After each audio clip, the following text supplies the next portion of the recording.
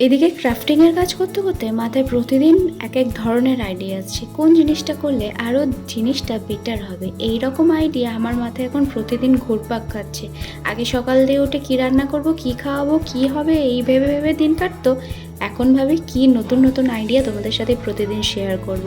এইদিকে দেখো, যেই গ্লুগানটা কিনেছি সেই গ্লুগানটা হাজার চেষ্টা করলেও সেটা চলছে না। ভাগ্য খারাপ হলে যা হয়, কিন্তু আমি আমার কাজের দিকে হাল ছাড়ি না। যতক্ষণ না কাজটা ঠিকঠাকভাবে করতে পারি, আমি ততক্ষণ ঠিকঠাকভাবে নিজের জোগাড় করে নিজের কাজগুলো সিদ্ধ করেই ছাড়ি।